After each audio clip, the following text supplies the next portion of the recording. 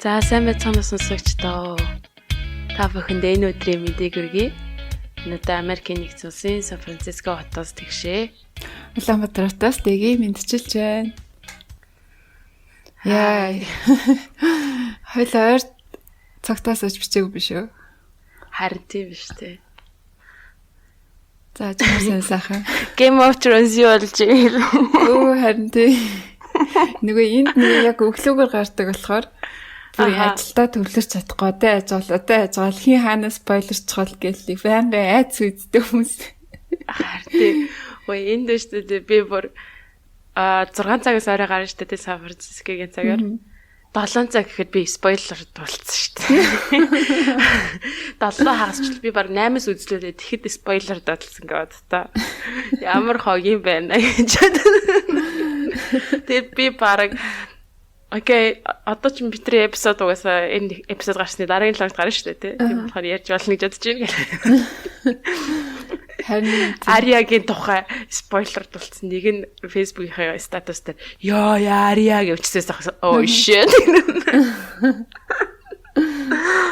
Тэгээд хамаагийн малтч авч хүмүүс үхээд байна гэдээ харна бүр санаа зовоод хин нүхцээ болоо гэж уцаараа гал зон ирээлэтсэн чинь нэг үзэж санаа амарсан. Тэгсэн чинь нэг санаа хоосоо өргөжчих шиг. Харин тийм. Night King санж энтер.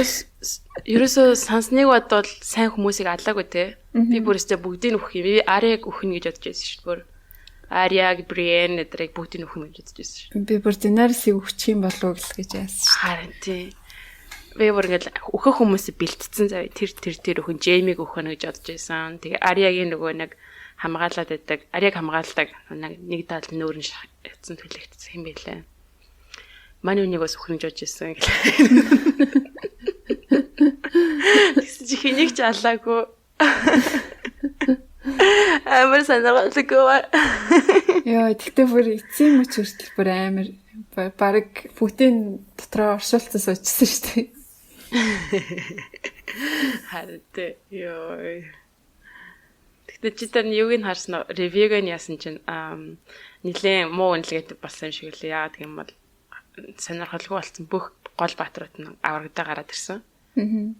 Game of Thrones бүгдийн алдгаараа алдартай гэсэн чинь тийм хийгээг бол зоригтой алхам хийгээгүй гэдэгцсэн байсан. Харин тий жоохон нөгөө Night King амар strong гэдэг имижтэй байсан шүү дээ. Тэгс чи айгаа хурд өгцөн. Тий. Амар том дайсан, амар хурдан алдсан, амар simple байсан. Харин тэгэл болоомоо гэж бодмоор. Харин. Окей. За бид хоёр номны ревю биш, киноны ревю гэх шиг аллаа. Одоо ингээд нэг сүүлийн дараагийн нэг сар нэг юм их байдалтай эхлүүлд юм байна. Өмнөх эпизодод яа. За киноны ревю сонсмоор байгаа нэгний 2-3 минутыг алгасаад явчихгүй тий. Тий. За хоёул номроогоо орох уу тий. Тий да. За тэгээ. За энэ удаа бит хоёр болохоор Джек Кнапын бичсэн Sprint гэдэг намыг сонгож авсан байгаа. Монголоор орчуулах юм бол Sprint буюу ойрын зангиулт гэж орчуулж болох юм. Тэгээд энэхүү ном нь 2016 онд хэвлэгдээ гарснаас хойш New York Times, Wall Street Journal-ийн шилдэг намын жагсаалтад байнга бичигдэж байсан. Түүнээс хойш 20 гаруй хэвлэгдээ гарсан байгаа. За тэгээд энэхүү концепт нь болохоор бас нэлийн 2016 оноос мэдээж өмнө гарсан юм концепт байгаа.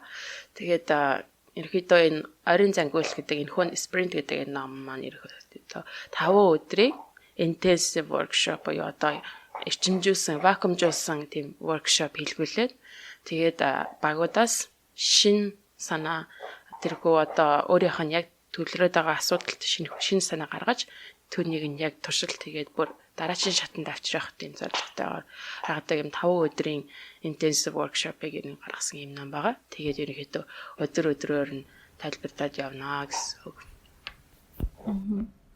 За тэгээд зохиолч байгаа талаар товчхон танилцуулахад Джек Knapp маань Google компанид 10 гаруй жил ажилласан хүн байгаа. Тэгээд энэ Design Sprint гэдэг аргаараа томоохон стартапууд болон байгууллагуудыг дадлгажуулж ирсэн. Жишээлбэл Slack, Uber, Lego, New York Times хэмжлэн.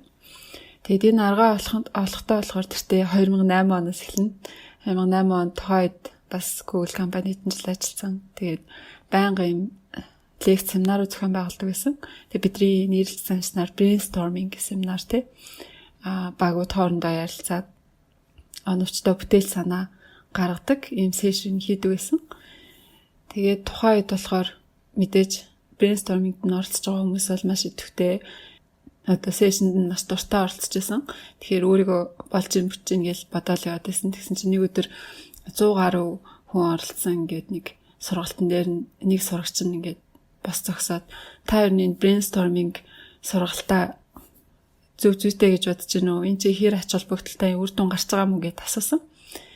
Тэгээд үр дүн гарч байгаа гэж хэлхийн тулд өмнөх явуулж исэн семинар сургалтуудаа ингээд сөхөд үтсэн. Энэ үнэхээр ямар үр дүн авчирсан бэ гэд харсан чинь тэр гой гаргаж исэн санаанд нэг нь ч зах зээл дээр бүтээгдэхүүн үйлчлэгээ болж нэвтрэг байсан. Тэгээд нэлээд гайхсан. Тэгээд сайн ингээд зах зээл дээр бүтээгдэхүүн үйлчлэгээ болж гарсан зүйлүүдийг нь үзэхээр хүмүүс хоорондоо яриад гаргасан гэхээс илүү хувь хүмүүс удаан бодоод, гүнзгий бодож тунгаас нийцэд гаргасан тийм шийдлүүд байсан. Тэгэхээр энэ гой санаа гэдэг чинь хоорондоо ярьж байгаад гаргана гэхээс илүү хувь хүмүүсээс гард юм байна гэдэг тэр ойлголтод хүрсэн байгаа. Гэхдээ Джейкман багаар ажиллахын чухлыг багт олон янзын мэрэгчлэлтэн хүмүүс байхын чухлыг мэддэг байсан болохоор багаар ажиллаад тэн дундаас хувь хүнээс гарч байгаагаас илүү тийм бүтээлч санаа гарах юм биш үү гэдэг тэр санаа ер нь бол нэлээд дотор нь явж исэн. Тэгээд энэ одоо design sprint гэдэг арга үүн дээр тулгуурлаж бий болгосон байгаа. Тэгээд энэ арга нь бидний одоо нэршил зансан brainstorming session-уудаас юугаар онцлогтой юм бэ гэдгийгүүд brainstorming session бол зүгээр л одоо хүмүүс хоорондоо уулзж байгаад ярьдаг болохоор ер нь нэг тийм гүйхэн санаа гарах магадaltaй байдаг. Гүнзгий бодож боловсруулсан санаа гарахад хэцүү байдаг юм байл та. Харин энэ спринт арга дээр болохоор хүмүүс ингээд багаар ажиллаж байгаа юм шиг боловч хувь хүмүүс ингэж гүнзгий төвлөрч бодох тэр цагийг айгүй их өгдөг болгодог. Тэрнгээр айгүй онцлогтой. Бас мөн багаар ингээд ярилцаа сууж байхад хамт олонхоо дунд нэр хүндтэй ч юм уу эсвэл даргынхаа үгийг хүмүүс илүү их дагчих гэдэг хандлагатай байдаг. Харин спринт гэдэг арга дээр бол гаргасан санаагаа хэний санаа вэ гэдгийг хэлдэггүй. Нууцлалтайгаар ингэж санаагаа ил болгодог болохоор одоо хин нэгнийг дагаж намжихгүй илүү санаанд нь хүмүүс төвлөрч тэнд нь ач холбогдол өгнө гэсэн үг. Нөгөө төгөр бас группээр ингэ ярилцаа байж хахад ерөөсөө шийдэж чадахгүй байх тохиолдол зөндөө байдаг шүү дээ. Шийдэл гарахгүй өнгөрч хуралч юм уу те. Харин спринт гэдэг арга дээр бол заавал нэг шийдэгч гэдэг үүрэг ролтой хүн байдаг. Шийдэх эрх мэдэлтэй хүн. Тэгэхээр тэр хүн нь заавал шийдвэр гаргана тийм одоо үүрэгтэй гэсэн үг. Хамгийн сүүлд нь болохоор түрүү хэлсэн нөгөө brainstorming аргад ямар ч гоё санаа гарсан гэсэн тэр нь зах зээл нэвтрэхгүй байсан гэдэг те. Харин энэ спринт гэдэг арга дээр болохоор тэр санаагаа заавал ингээд загварчлаад загвар бүтээгдэхүүн үйлчлэгээ бий болгоо тэрийгэ туршиж үздэг байгаа. Тэгэхээр туршиж үзээд энэ чинь болон болохгүй гэдэг тодорхой хэмжээний фидбек буюу хэрэглэгчдээс үнэлгээ санаа бодлыг нь авч байгаа болохоор тэндээ тулгуурлаад за зах зээлд энэ яг нэвтрүүлэхэд ийм л юм хэрэгтэй байна гэдэг тэр зах зээлийн бараг л эцсийн бүтээгдэхүүн болгоход бэлэн санааг гаргаж авч чадж байгаа болохоор илүү зах зээл нэвтрэх магадлал өндөртэй тийм ээ. За тэгээд ерөнхийдөө сайд тэгшээсэн 5 өдрийн вакуумжуулсан сургалт байдаг гэж. Тэгэхээр энэ сургалтаа ерөнхийдөө ингээд 5 өдөрт яаж хувадаг вэ гэхээр эхлээд эхний өдөр нь асуудалтайгаа танилцдаг, суралцдаг. 2 дахь өдөр нь олон янзын санаанууд, аль болох олон янзын санаанууд гаргадаг. 3 дахь өдөр нь хамгийн одоо чанстай, потенциалтай санаагаа шалгаруулдаг байгаа. Тэгээд тэр санаан дээр илүү төвлөрч ажиллаад 4 дахь өдөр нь загвар бүтээгдэхүүн үйлчлэгээ хийгээд тэгээд 5 дахь өдөр нь үйлчлүүлэгчдээс ярилцлага аваад тэгээд дуустдаг байгаа. Тэгэхээр ийм 5 өдрөөс бүрлэн гэсэн үг. Энэ спринт гэдэг workshop-од оролцдог хүмүүс нь болохоор заавал түрүү хэлсэн шийдэх эрх мэдэлтэй, үүрэгтэй, туршлагатай, алсын хараатай нэг хүн байх хэвээр.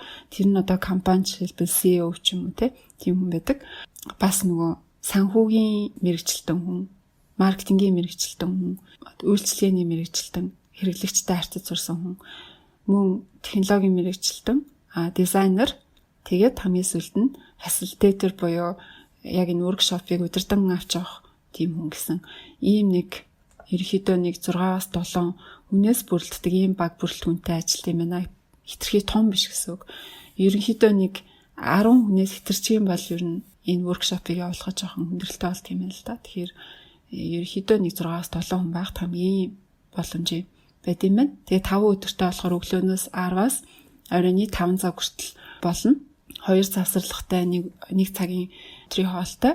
Энэ нөгөө workshop-ийн гол дүрмүүд байдаг л та. Жишээлбэл компьютер авч явж болохгүй, хэрэглэж болохгүй, утас таблетаас хоол авах хэрэгтэй. Тэгжээж нөгөө амьд харилцаа үсээд хүмүүсийн нэгнийхээ санааг хэлж байгаа зүйлд нь бүрэн анхаарлаа төвлөрүүлж чаддсан байна. Самбарууд хэрэгтэй. Ядаж нэг байх хэрэгтэй. Дээрэс нь наалддаг цааснууд байдаг шүү дээ. Жижиг дөрвөлжин цааснууд, тийм цааснууд хэрэгтэй. Тэгээд багаар ажиллаж байгаа боловч ингээд хувь хуваараа суугаад бодох төвлөрөх тийм цаг олон байдаг болохоор тэнд зориулаад хойтолд нь ингээд намуухан ай ч юм уу тий сэргээх тийм гоё хөгжмүүд явах ч гэдэг юм уу дуртай үедээ ингээд бас толгоо их ажилуулдаг болохоор амны зугаа олгочих тийм снакууд тий чихэр бов ер нь баян бэлтгэн аягүй чухал гэдэг.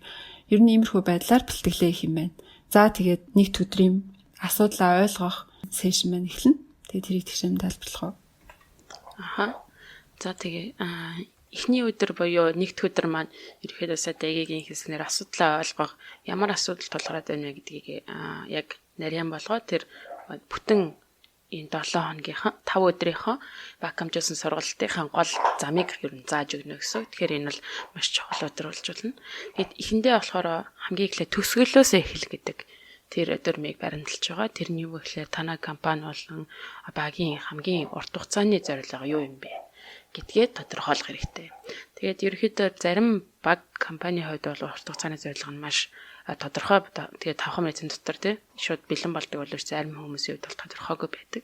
Гэтэ энэ асуудал ингээд хоорондоо маргаж байгаад нь ч гэсэн санаа зовох хэрэггүй зарим байдаг. Тийм болохоор жоохон тий 20-30 минут хоорондоо ярилцаад ингээд урт хугацааны зорилгыг тодорхойлох шаардлагатай юмаа. Тэгээд гол нь энэчнээс гарч ирсэн зорилго урт хугацааны зорилгыг одоо 6 сарын дараа, жилийн дараа, 5 жилийн дараа ямар дүр зурагтай байна уу гэдгээр тийм том зургаар харах хэрэгтэй. Тэгээд үнийгээ тодорхойлсныхаа дараа нэг өгүүлбэрт багтаагаад түрүүн дэлбэрсэн тэр том бэлдэж авчирсан самбар дээрээ хамгийн дээр нь томоор бүхэн өдөр болгон харж явахаар бичих хэрэгтэй. Тэгээд гол нь бичих гэдэг нь маш чухал. Тэгээд энэ урт хугацааны зорилго чинь ерөнхийдөө энэ вакуумжуулсан 5 өдрийн сургалтын турш байнга тэр дээр нь байна. Тэгэхээр арилгаж болохгүй гэсэн тийм байгаа. За тэгээд чи нэг жишээ байсан болохоор одоо шил Blue Bottle Coffee гэдэг маш сайхан тийм roasted coffee тийм зардаг кофе шоп байдаг. Одоо chain болсон. Тэгээд түүний хувьд гэх юм бол онлайн шоп нэхэр болсон. Гэтэл тэрэн дээр энэ хүү workshop-ийн зорилго нь болохоор онлайнаар олон кофе зарах биш. Харин шинэ customer-та, шинэ үйлчлүүлэгчтэй илүү сайн кофенүүдийг хүргэх гэдэг тийм зорилгыг тавьсан байгаа. Тэгэхээр иймэрхүү байдлаар жоохон зорилгоо том болох хэрэгтэй.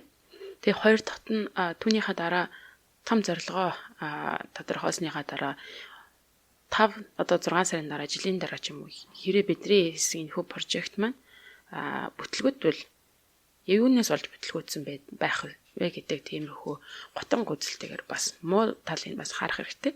Тэгээд үндэд хэрвээ бидний урт хугацааны зорилго зөв байх юм бол үүний төлөө бид нэр юу хийх ёстой вэ? Хэрвээ энэ асуудал маань бүтлгүүтэх юм бол юунаас олж бүтлгүүцэн байх вэ гэдгийг бас гаргаад энэ асуултанд хариулах хэрэгтэй. Тэгэхээр өөрөөр хэлбэл эрсдлүүдийн нөгөө талаас нь харна гэсэн.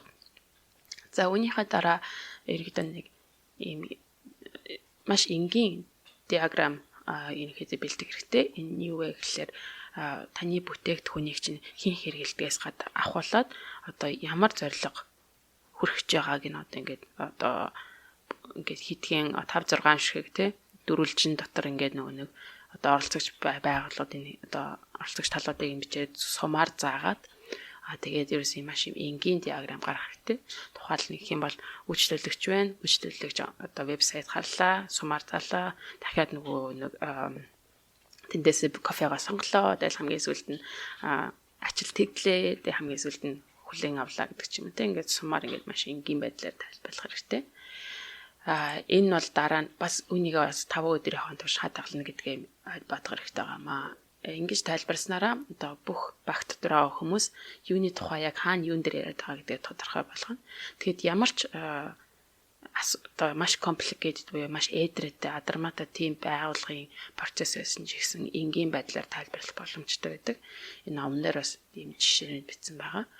Тэгээ номон дээр бас одоо миний энэ бүх ярьж байгаа зүйл хойно ингээд зурагтай тайлбарлаж байгаа учраас номоо яг ингээд харах юм бол айгүй ойлгомжтой. Одоо яриагаар зургийг тайлбарлах хэцүү байна. Тэгэхээр ингээд чадхаараа тайлбарлаж байна гэсэн. Хоёлоо тэтэ нэг тайлбарлах хэцүү байгаа хэсгүүдийг нэг видео оруулчихна тий. Спринт гэдэг концептыг айгүй ойлгомжтойгоор хэдхэн минутын видеогоор үзүүлсэн. Видео зөндөө бит юм лээ. За тэгээд үүнийхээ дараа нэгд өдрийнхөө хоолыг эзнийхээ дараа өдөөс хойно за ойролцоог нь 2 цагаас хойш ерөнхийдөө мэрэгчлэнтээс асуух гэдэг үйлдэлийг хийж эхэлнэ.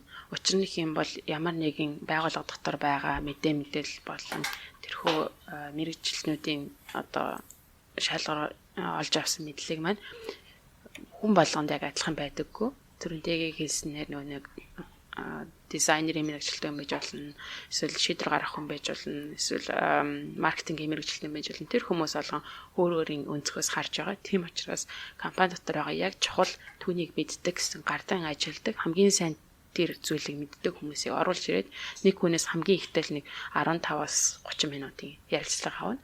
Тэр үедээ энэхүү вакуумжсэн сургалтанд оролцож байгаа 7-аас 10 хүн маань ерөнхийдөө өөрсдөө санигийн сэтгүүлч гэж бодож байгаа хэрэгтэй. Тэгээл бүх асуултыг асуугаал яагаад ингэж бодож чинь бидний хийсэн зураг зөв байна уу? Энэ бидний хийсэн энэ диаграмыг хараад өгдөө ямар нэгэн алдаа гаргасан мэнийг асуух хэрэгтэй.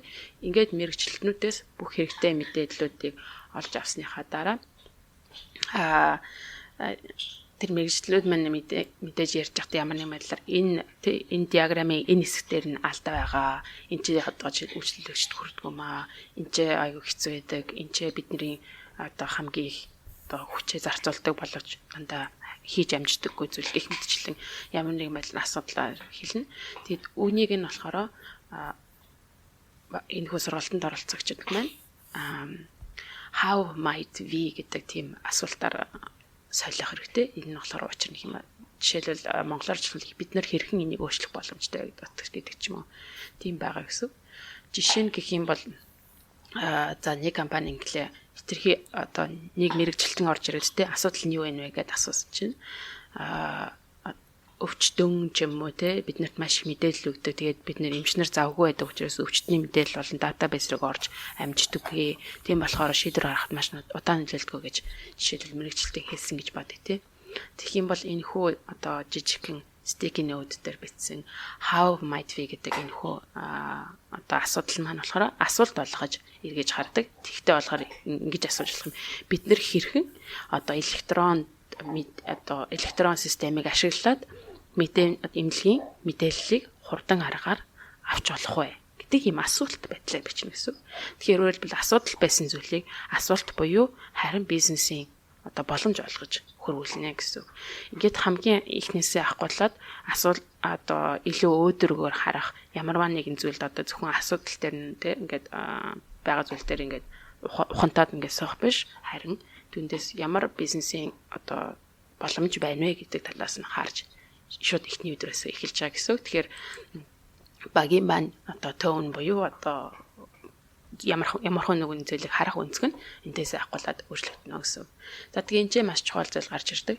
Ингээд хүн болгоно ярилцлага авч явахдаа маш олон стейкийг наалдаг цаасууд гэдэг шүү дээ. Шар наалдаг цааснууд.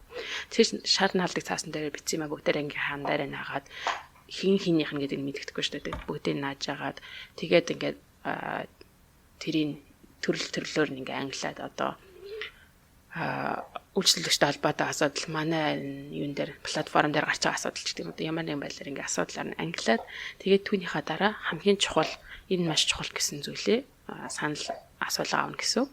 Тэгээд түрүүнтэйг ярьсан чинь энэ маш чухал шат байгаа. Энэ болохоор оролцож байгаа хүн болгон хоёр шигийг одоо наалцдаг жижигхэн санал өгөх дугуй наалддаг стикер байгаа.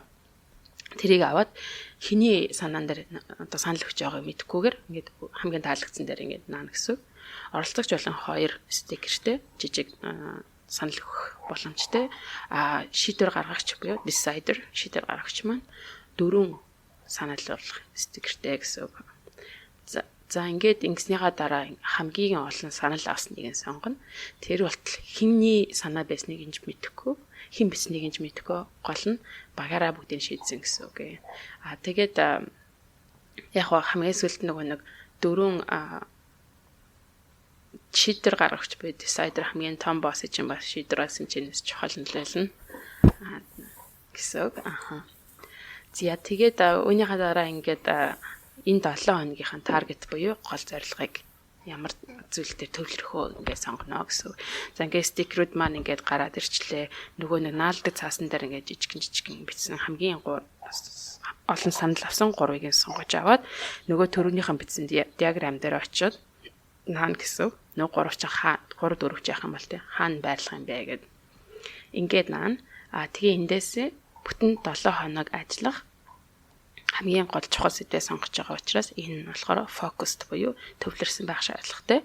Тэр нь болохоор нэг оролцогч болон нэг ивентийг сонгох шаардлагатай. Тухайлбал юм бол одоо асуудал нь хэрэг тухайн компани асуудал нь үйлчлүүлэгчид бараа бүтгэж хүрэх шатнд байдаг ч тийм үү те. Эсвэл үйлчлүүлэгчид бараа энэ хөө танай компани бүтээгдэхүүнийг сонгох дээр дандаа үйлчлэгчд хамгийн нэм асуудал гардаг ч тийм үү. Нэг хүн оролцоод нэг чухал ивент буюу болж байгаа үйл явдлыг сонгоно гэсэн үг. Тэгээд хамгийн сүүлчийнх нь энэ дээр болохоор яг шийдвэр гаргагч маань буюу одоо компани захирал CEO энэхүү workshop-а хамжуулсан орчинд оролцсон байгаа учраас хамгийн сүүлд нь шийдвэр гаргагч маань хамгийн сүүлийнхэн шийдвэрийг гаргаад ингээд дараагийн бүтэн 7 хоног ажиллах яг төвлөрсөн топик буюу сэдвээ сонгож байгаа гэсэн. За тэгээд ингээд ерөнхийдөө 5 цаг гэхэд энэ бүх үйл ажиллагаа маань дууссан байна. Тэгээд 2 дахь өдөрлөгөө уулзцгаанаа. За тэгээд сая 5 цагт яг дуусна гэдэг чинь тий. Тэгэхээр 5 цагт дуусгахын тулд ер нь энэ нөгөө төлөвлөсөн дасгал ажлууд маань яг цагтаа дуусчих хэвээр тий. Тэрэнд нь зориулаад цаг тавьсан. Тэгэл цаг нь ингээл гүйчдэг. Тэгэл 5 минутанд хийн гэсэн дасгал ажлыг заавал 5 минутанд дуусгах. Тэгэл 5 минут болонгоо сэрүүлгийн дугаараар дууслаа гэж тохиогвол тэгэж яг цагтаа явуулахгүй болохоор бид нар ер нь ингээд нэг 5 өдөрт аягүй юм хийх хэрэгтэй, аягүй юм бодох хэрэгтэй байгаа болохоор цагтаа баригдаад цагаа сайн баримтлахгүй бол ер нь жоох хэцүү юм бэлээ. Тий. За 2 дахь өдөр нь болохоор түрүү хэлсэн санаануудаа гарах өдөр байгаа. Тэгээ эхний өдөр нь ингээд ерөнхийдөө ямар асуудлыг шийдэхээ сонгоцсон. Тэр асуудлынхаа талаар мэрэгчлэн хүмүүсээс ярьцлага аваад нэлээд мэдээлэл цуглуулсан байгаа. Тэгэхээр 2 дахь өдрийн үдээс өмнө цайны цаг хүртэл нь болохоор тэр санаагаа гаргахад одоо сэтэл олгох тэр мэдээллүүдийг цуглуулна гэсэн үг. Тэр мэдээллийг хаанаас цуглуулах гэхээр одоо компанийнхаа өмнө хэрэгжүүлжсэн прожект төслүүдээс ч юм уу эсвэл ижил төстэй компаниудтэй өрсөлдөгч компаниудын гой шийдлүүдээс ч юм уу эсвэл өөр салбарын компаниудаас бас хайж болно. Жишээлбэл миний өмнө оролцож байсан нэг ийм workshop дээр те эмнэлгийн тийм шийдэл болох байсан л да. Эмнэлгийн үйлчлэгээ яаж сайжруулах вэ гэдэг. Тэгээд тэр шийдэл болохоор inspiration буюу тэр гоё сэтэл нь санаа нь болохоор зочид буудал дотроос гарч иж байсан байгаа. Тэгэхээр заавал нэг баригдаад байлгүй. Ер нь ингээд өөртөө таалагддаг санаа авч болно гэсэн бүхэл зүйлээсээ сэтэл одоо гаргаж авч болно гэсэн үг. Тэгээд энэ 2 дахь өдрийнхөө үдээс өмнө болохоор тэр гой сэтэл авч болох санаануудаа ингээд хүн болгон цуглуулад тэгээд хүн болгон 3 минутын презентац хийгаа нөгөө 6-7 хүн чинь. Тэгээд энэ презентацаа хийх үедээ энэ дээр жоохон дүрмээ зөрчиж компьютер ашиглаж болно. Компьютер ашиглаад прожектор дээр ингээд би одоо Disneyland ийм юмд дуртай ийм юмыг манай үйлчлэгийг нэвтрүүлж болох юм шүү гэдэг ч юм уу те. Одоо эсвэл Apple-ийн iPhone-ийн энэ функшн гоё энийг манай энд ашиглаж болох юм шүү гэх юм нэг тийм гоё сэтэл олгох тэр бүтээгдэхүүнийг хүн болгон 3 минутанд презентац хийгээд тэгээд ерөнхийдөө нэг 10-20 гоё санаа тэр дотроос нь шүүж аваад тэгээд нөгөө facilitator буюу workshop-ыг удирдах байгаа хүн маань том самбар дээрээ тэр гой санаануудаа ингээд ямар нэгэн байдлаар тэмдэглээд явна гэсэн үг. Бичиж болно, зурж болно. Ямар ч гэсэн дараа нь ингээд сөхөд харахад бид нар ийм гой санаа ярьж байсан да гэд тэгж харахад бэлэн байдлаар ингээд тэмдэглээд орхино гэсэн үг. За тэгээд үдийн цагаа уучаад үдээс хойно болохоор 4 янзын шат дараалтаагаар санаагаа гаргана. Эхний шат нь болохоор бас л дахиад мэдээлэл цуглуулах байгаа. Энэ мэдээлэл цуглуулах нь болохоор сайн нөгөө самбар дээр гой санаа нь бичсэн тэрийг харна. Тэгээд нөгөө нэгд өдөр хийсэн олон нөгөө ярьцлагууд байгаа шүү дээ. Ярьцлага сурвалжлагчийг ингээд ярьцлага хийж авах үедээ бас өөрөө тэмдэглэж бичижсэн байж таараа тэр тэмдэглэлүүдээ харна. Хэрэглэгчийн диаграм байгаа тий. Тэр диаграмаа харна. Асуудал хаана бид нар юу гэж ярьцлаа гэдгээ өсгөж харна гэсэн үг. Тэр нь ерөнхийдөө хүн болгон 20 минут тэнтэйч үж ярихгүй тэгээд өөрөө мэдээлэлээ цуглуулад тэр нь болохоор ихний шат байгаа. За тэгээд хоёр дахь шат нь болохоор анх удаа энэ дээр санаа гаргах хэсэг хэлж байгаа. Санаагаа болохоор ноороглоно. Нэг өдөр хагасын турш бодогдсон бүхий зүйлийг цаасан дээр буулгаад ийм санаа байж болох юм шүү гэж хинээс ч айлгүй өөртөө зориулаад ноороглоно 20 минут юу ч хамаагүй те бүхэл юмнуудаа ингэ тулгаад байгаа бүх юмаа буулгаад ноорглож утсан. За тэгсний дараа 3 дахь алхам нь болохоор энэ crazy 8 гэж нэрлэдэг байгаа. Галзуу 8 гэсэн утгатай. Тэгэд энэ яадаг вэ гэхээр A4-ийн цаасыг өргөөш нь 2, уртааш нь 4 буюу нийтдээ юм 8 нүд болох үс нуглаад нүд болгон дээр ингээд өөр санаа бичээд явна гэсэн үг. Бичгтээ нэг нүдэнд 1 л минут оногдно.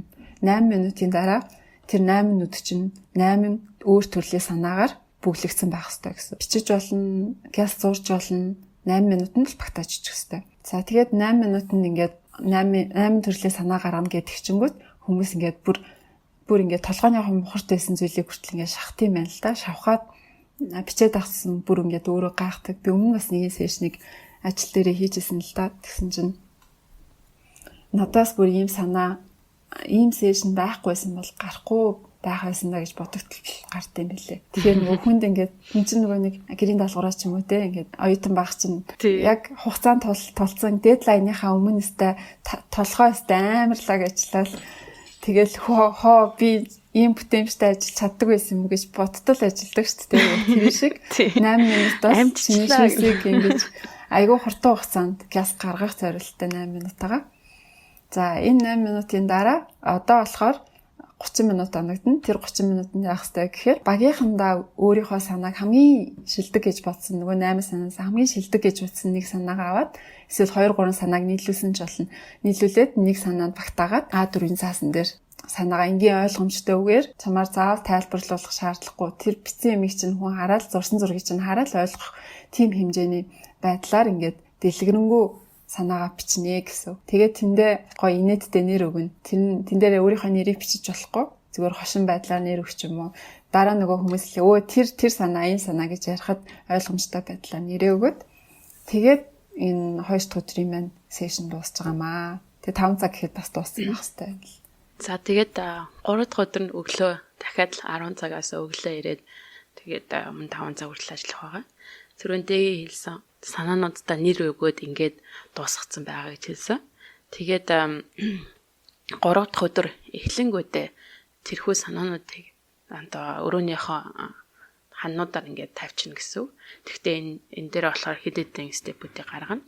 Тэгээд ерөөдөө өглөөнөөс 10 цагаас ахгуултад өдийн хоол хүртэл энэ хүү санаанууд дээр сонгох ажиллагаанд орно гэсэн. За тэгээд гол нь хамгийн эхлээд хэлсэн энэ чи 5 шатаар энэ хүү санаагаа ерөөдөө сонгох байгаа. Тэгээ эхний шатн дээр нь болохоор ерөөдөө энэ санаануудаа сайн хэлсэнчлэн хан дээр ингээд наачин. Тэгээд ерөөдөө зургийн арт галерейд орсон юм шиг тий. Уран зургийн галерейд орсон юм шиг ингээ сайхан жоохон зайтай хүмүүс ингээд очиод ингээ сайхан тэр санааг нь уншаад доторх юм хараад ингээ боломжтой байхаар ингээ сайхан наачна гэсэн. Тэгээд нэг хүнд ойролж байгаа нэг 20-30 ширхтээр сонгох санал өгөх тэр жижигхэн стикерүүдийг өгөөд тэгээд бүгд чимээгүй хинж юуж тайлбарлахгүй зөвхөн тэр гаргасан санаа самбар дээр байгаа тэр байгаа зүйлүүдийг уншаад тэгээд санал өгнө. Тэгээд ерөнхийдөө энэ үед болохоор хин ямар санаа гаргаснаа хэлэхгүй санаагаа тайлбарлахгүй байна гэсэн. Тэгээд хамгийн сайн таалагдсан дээр ингээд наагаад явна. Нэг санаан дээр нэгийг ш нааж болно. Хэрэг үнэхээр таалагдах юм бол 2-оос 3-ыг нэг санаан дээр нааж болно гэсэн. За тэгээд үүнийхээ дараа санаа болгон дээр нь очиод тэгээд нөгөө нэг санал өгөгдсөн хамгийн өндөр саналтай байгаанууд дээр нь ерөөдөө яагаад энийг таалагдсан гэдгийг одоо ингээд бүүндээ яриад явна гэсэн үг. Тэгээд ер нь энэ бас нэг цаг авахгүй нэг санаан дээр ч гэсэн бас нэг 10-аас 15 минут гяскас яриад явчихна гэсэн үг. Тэгээ хамгийн эхлээд хамгийн одоо таалагдж байгаа санаан дээр хүмүүс яагаад энэ болтол хин энэ санаа гаргасны мэдэхгүй байгаа шүү дээ тий. Энийг таалагдсаж ирсэн би энэ дээр санал өгсөн, энийг таалагдсаж ирсэн ингэсэн гээд яриад явна. Тэгээ хамгийн сүүлд нь тэгээд хэрвээ тэр санаа гаргасан хүн энэ чи ямар нэгэн дутуу зүйл байна гэж бодох юм бол нэмж тайлбарлах шаардлагатай байх юм бол тайлбарлана гэсэн үг. Тэгээд ерөнхийдөө энэ хин санаа гаргасныг яагаад тэр санаа гаргасан хүнийгээ тайлбарлахгүй байна гэдэг нь бас нэлээд чухал. Учир нь их юм бол яриандаа сайн хүн юм уу те, сэлстэй сайн хүн, хүмүүсийг дагуулгатай сайн хүн, эсвэл яриандаа муу хүн байж болно. Эсвэл компани доторх одоо албан тушаал нь өндөр хүн байж болно. Тиймэрхүү хүмүүс ингээд ярихаар тэр санаа нь ингээд өөр юм шиг харагдаж эхэлдэг, нөлөөлдөг гэсэн. Харин үйлч тавлагчдын хувьд байх юм бол хин тэр санаа гаргасан одоо өндөр албан тушаалтай хүн гаргасан байна уу, сайн ярьдаг хүн санааг тайлбарласан байна уу чухал биш. Гол нь санаа нь ажиллаад үйлчлэгчтэй хүрэх ёстой гэдэг нь чухал учраас энэ хүү шатн дээр хин гаргасан нь ерөөсөө ямар ч пайдал хийгүй гэсэн үг. Тэгээд тэгээ хамгийн сүүлд нь шийдвэр гаргагч буюу decider маань өөрийнхөө ажлыг хийгээд хамгийн сүүлд нь өөрийнхөө шийдвэрийг гаргана гэсэн. Энэ ч болохоор super vote гэж байгаа. Энэ болохоор эхлээд мэдээж ихэвчлэнд багийнх нь хүмүүс ингээд санал гаргаад хамгийн их санал авсан 3-4-ийн нэг ингээд сонгочихно. Тэгээ super vote буюу decision maker хийж байгаа тэр хамгийн эцсийн шийдвэр гаргаж байгаа хүний сонголтоор ерөнхийдөө гаргана гэсэн. Хэрвээ эцсийн шийдвэр гаргаж байгаа хүн маань 2 хүн байж болно те. Тэр тохиолдолд яах вэ гэдгийг нь болохоор rumble буюу pigeoning гэж байгаа. За энэ ч болохоор хэрэг 2-3 шиг тийм эцсийн шийдвэр гаргагч байж байгаа. Тэгээд өөр санал сонгоцсон байж гэж бодъё. Тэр үед нь болохоор хэрвээ нийлүүлж болох боломжтой байх юм бол хоёуланг ингээд нийлүүлээд тэр санааг нь илүү сайжруулах хэрэгтэй. Хэрвээ нийлүүлэх боломжгүй шал 2-ээс өөр тийшээ явж явах юм бол энэ ерөөдөө багийг хуваах шал өөр тийшээ явж байгаа бол нэгийг сонгох шаардлагагүй. Хоёулын дээр нь прототип буюу тэр прототип бүтээгдэхүүнээ бэлдээд хийх хэрэгтэй гэж зөвлөсөн байгаа. Тэгээд өдөөс өмнө болохоор ерөнхийдөө аль санаан дээр ажиллахаа ингэж шийдчихээ гэсэн. Тэгээ өдийн хоолныхаа дараа өдөө сонин энэхүү санаа маань ямархуу байдлаар өрнөх юм бэ гэдгийг нь storyboard буюу юм яриа одоо ингээд үйлчлэгчтэй ямар байдлаар ихний шатнаас ахуулаад хойшоо хүртэл ямар байдлаар явах вэ гэдгийг нь тайлбарлана гэсэн. Тэгээ ерөнхийдөө ойролцоогоор энийгээ бэлдэж эхлэхийн тулд нөгөө самбараа ингээд 15-аас 20 шиг юм дөрвөлжинд ингээд хуваагаад тэгээ хамгийн ихтэй бол ер нь 15-аас 20 байсан зүгээр ийм жижиг дөрвөлжингүүд хуваагаад тэгээ нэг дөрвөлжин дотроо хамгийн эхлээд үйлчлүүлэгч маань тэрхүү бараа бутам бүтээгдэхүүн үйлчлэгийг хаанаас эхэлж мэдж байгаагаас нь ахгуулаад хамгийн сүүлд нь хэрэглэж дуусах хүртэл ингээд ямар шат амжилгаар энэ бараа бүтээгдэхүүнтэй ингээд холбогдоо явах юм бэ гэдгийг ингээд ийм түүх яриа байдлаар ингээд өрнөдлөд явна гэсэн. Үүнийг гаргаж байгаагаас маш учиртай. Учир нь юм бол маргааш өдрийн прототипыг хийхэд энэ тэгээ мөн 5 дахь өдрийнхаа үйлчлэгчтэйг хийх ярилцлагыг энэ хэрэглэгчтэйгээ хийх ярилцлагыг хийхэд бол энэ хүү storyboard нь бол маш чухал хэрэгтэй болно гэсэн. За тэгээд энэ хүү шатн дээр болохоор гол зөвлөгөө нь болохоор ингээд яг ингээд нөө шин санаа дээр ингээд ажиллаж чадл ингээд тийм ч санаа гарч ирлээ, ийм санаа гарч ирлээ гээл те. Ингэвэл зүгээр юм байна гэдэг шин санаа бас гарч ирэх магадлалтай. Тэр үед нь болохоор тэрхүү шин санаан дээр цагаа төвлөрүүлэхгүй бай. Тэр тэрийг орхих хэрэгтэй. Хэрвээ тийм одоо ямар нэгэн байдлаар одоогийн байгаа энэ хүс solution буюу одоо энэ хүс санааг сайжруулмаар байх юм бол тэгээ өмнөх өдөр маш олон санаа гаргаад зарим нь хэрэггүйгээ зарим нь зөвхөн энийг сонгож авсан шүү дээ тий. Хэрэггүй гэж сонгогдсон тэрхүү санаанаас зарим нэг нэмж болно гэсэн байгаа. За тэгээд энэ хүү storyboard маань ерөнхийдөө хамгийн ихтэл 15 минут үргэлжилж ярихаар иймэрхүү байдлаар гарах хэрэгтэй гэсэн. Тэгээд ингээ бүтэн үдээс хоног бүтэн энэ storyboard-д энэхүү яриа тий өөрнөх хөтөлбөрт нь зориулнаа гэсэн. Тэгээд энэ facilitator дээр буюу одоо вакуумжуулсан энэхүү сургалтыг удирдах явуулж байгаа хүнд бас зарим нэгэн захиас гэсэн нь болохоор энэ бол санаануудыг гарган тий маш их ингээд бүр ингээд тархичин ажилтсан байгаа. Тийм болохоор аль болох хүмүүсийг яг цагт нь юм хэлүүлээд хэрэгтэй хэрэггүй зүйл рүү одоо ингээд ярилцаад яваад хадвараа явдаг шүү дээ тий ингээд гол санаагаа ярихгүй ингээд өөр юм руу ингээд дискшныг явах боломжтой. Тийм болохоор тэр нь тим юм байх юм бол ерөөхдөө за тэгвэл буцаад ярьжсэн гол сэдв рүү орё. Буцаад гол сэдв рүү орё гэдэг тэр зүйл рүү байнга авч явах хэрэгтэй гэдгийг энэ ч зөвлөсөн байгаа. Зя тэгээд storyboard-а хийж тусаад 4 дахь өдөр рүү орно. За 4 дахь өдөр маань болохоор ерөөхдөө одоо нөгөө гол санаагаа сонгоод авчлаа те storyboard-а хийчлээ. Тэнгүүтээ 4 дахь өдөртөө тэр storyboard-а зориулсан загвар бүтээгдэхүүн үйлчилгээ шийдлээ гаргана гэсэн. Шийдлээ одоо загварчлална гэсэн үг. Энэ нь болохоор маш тийм бодтой юм шиг харагдах хэвээр. Гэхдээ жинхэнэ бүтээгдэхүүн үйлчилгээ биш. Заавал ажиллаж байгаа хэсгүй те. Тэгтэл жинхэнэ юм шиг харагдаж байгаа хэвээр. Тийм нэг алтан дундчийг барьсан бүтээгдэхүүн, загвар бүтээгдэхүүн гаргана гэсэн үг.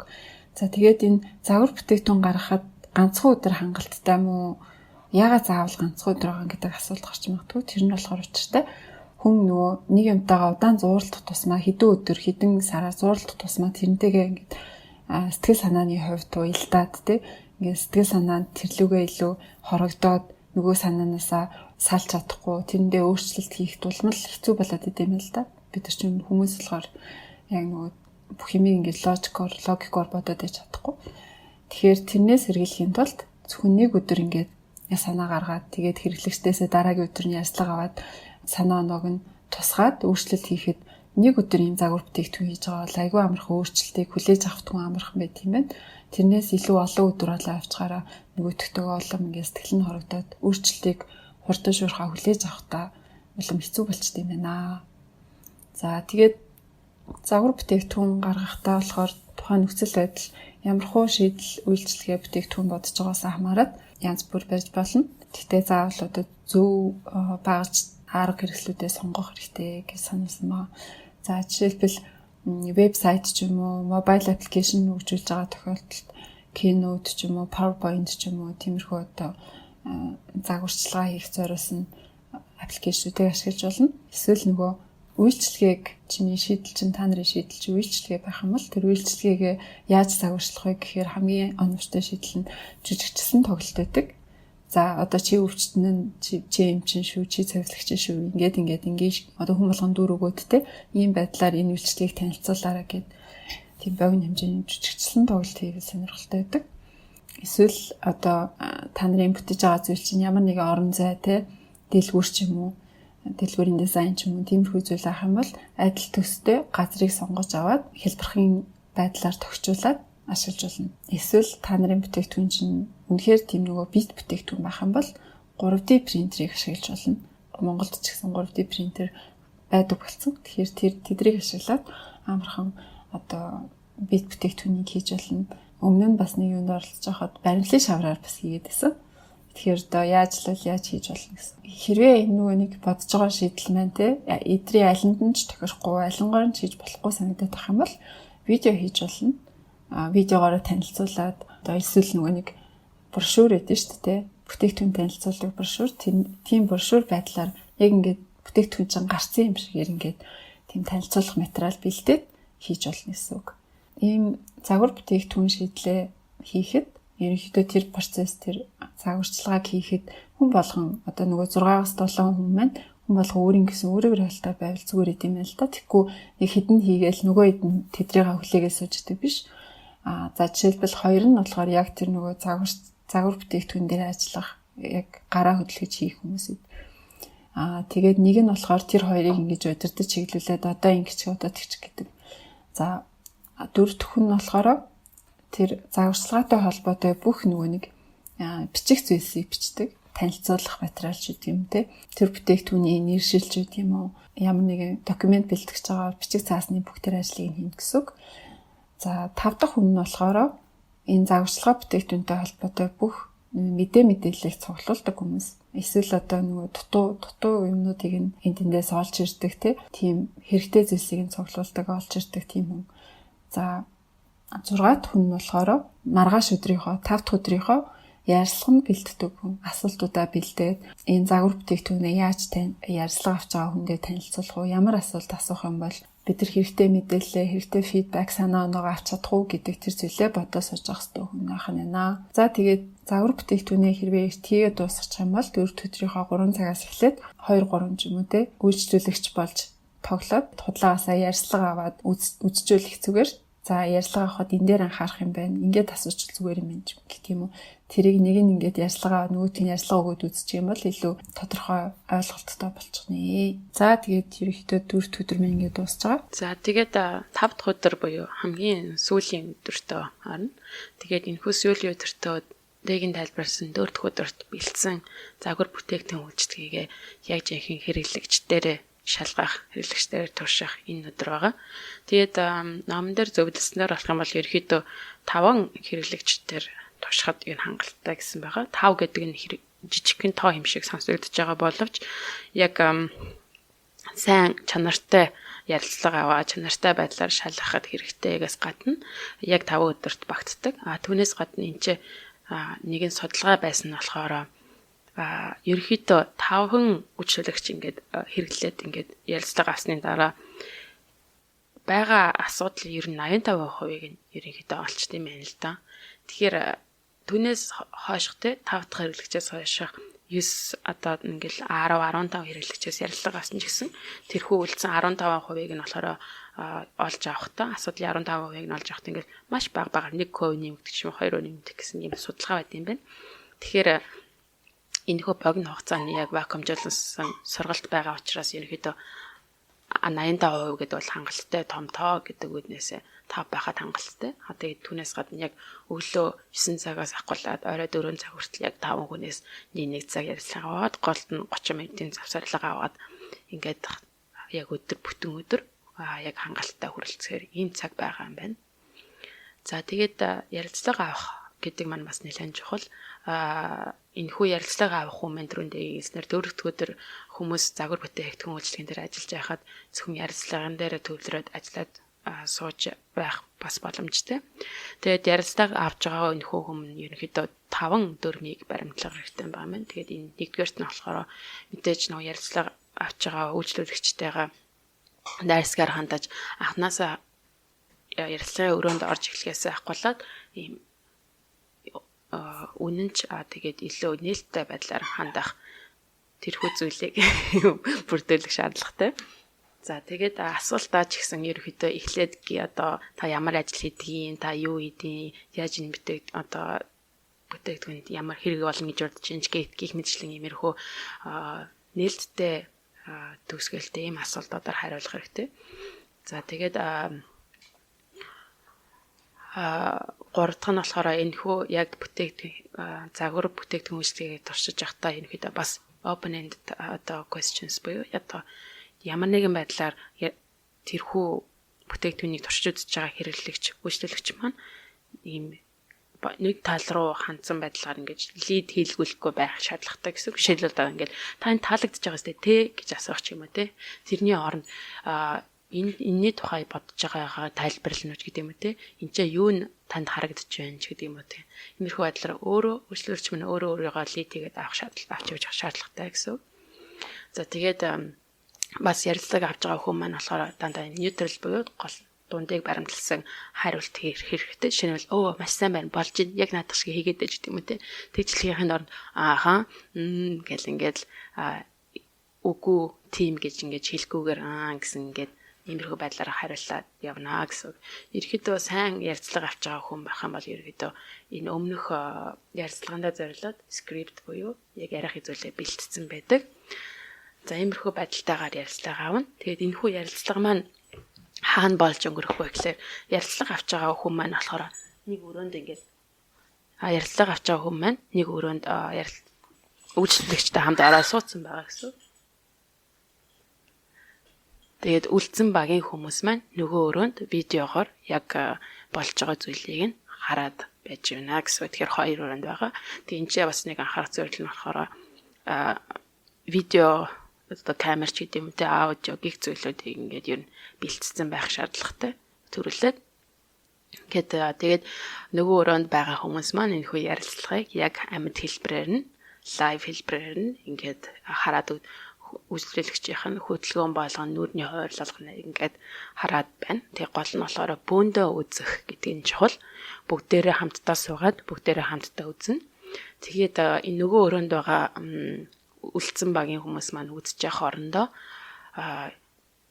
өөр төрхтэй тэмдэглэгээнүүд хийгээд явна гэсэн. Тэгээд 5 ярилцлага үйлчлэгч маань болгон дээр нь хүн болгон дээр нь юун дээр нь одоо позитив те эерэг хандлага, цэрэг хандлага энэ дээр одоо зүгээр тоохгүй өнгөрсөн ч гэдэг юм уу те байдлаар тэмдэглэгээ хийгээд эсвэл нь хамгийн сүүлд нь 5 ярилцлагын дараа ямар нэг юм ч тийм паттерн боёо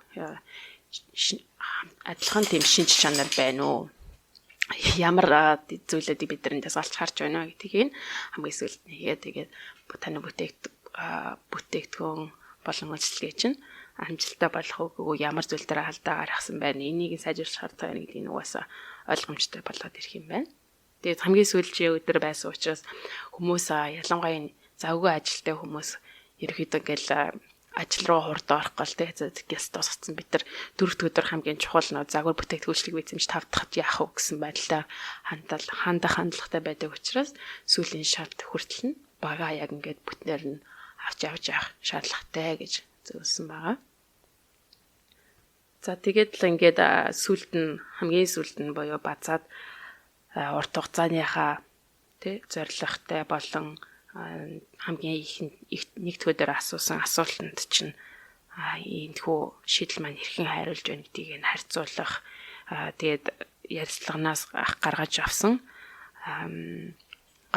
тэр паттерн буюу шинж чанаруудыг нь бичиж аваад тэгээд түүний дараа энэхүү спринтийн дараа юу хийх шаардлагатай вэ гэдгийг follow up буюу өөрсдийнхөө хийх шаардлагатай зүйлүүдийг бичиж ингээд 5 дахь өдөр манд дуусаад спринт манд дуусах юм байна.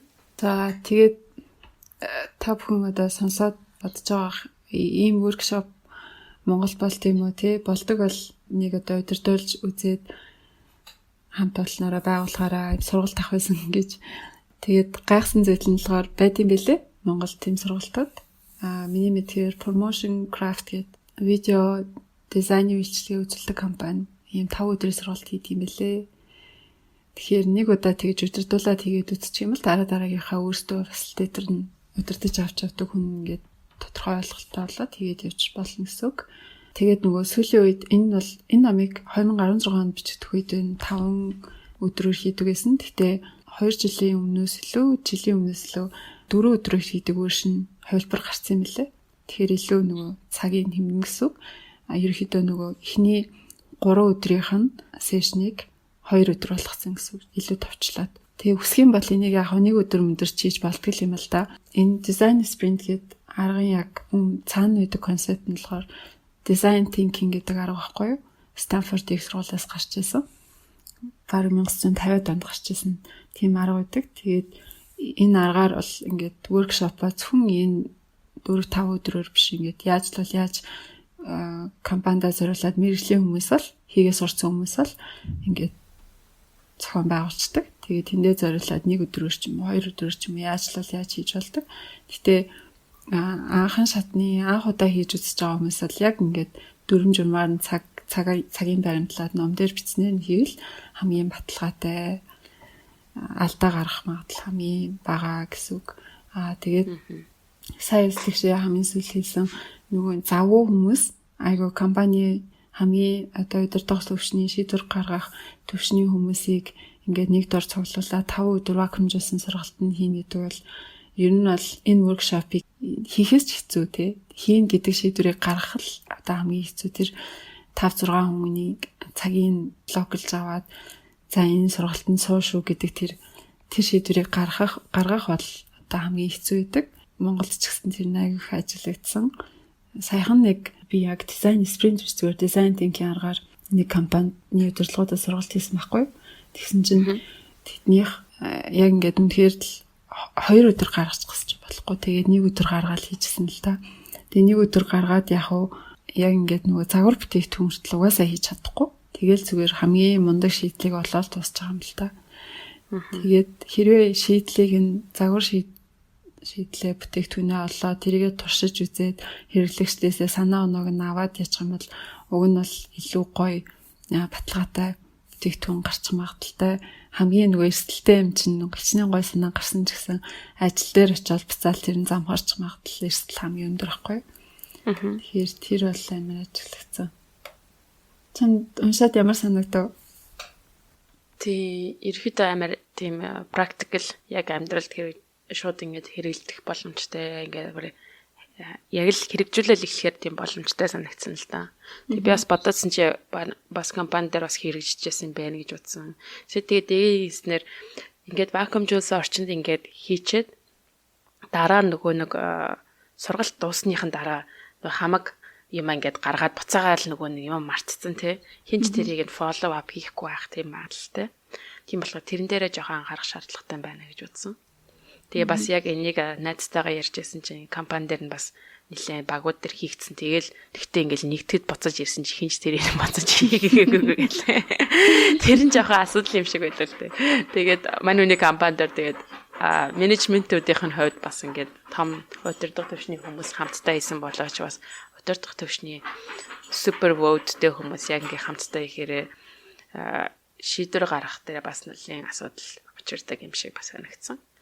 Тэр тал дээр нь анхаарах бас шаардлагатай юм шиг санагдсан. Тэгээ бас нэг анхаарах юм нь болохоор нэг спринтээс гарсан шийдвэр бол 100% байдгүй маа.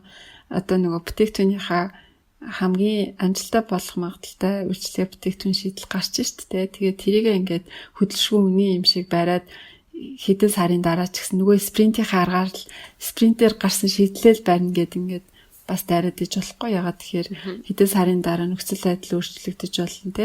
Зах зээлийн байдал ч юм уу компани чинь дотоод нөхцөл байдал нөөц боломж өөрчлөгдөж болохоор тэндээ тааруулаад хэрвээ тэр чинь өөрчлөлт хэрэгтэй бол тэнд нь бас уян хатан хандах хэрэгтэй.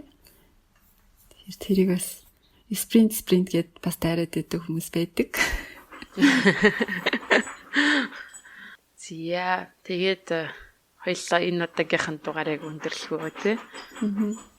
За тэгээд сонирхолтой байсан байх гэж найдаж байна. Хэрвээ нөгөө нэг хуралдаад яриад шийдэл олдохгүй байгаа л энэ аргаар нэг хийгээд үзээрэй. Ном нь бас аягүй сонирхолтой ингээл хэлбэрээр бичигдсэн.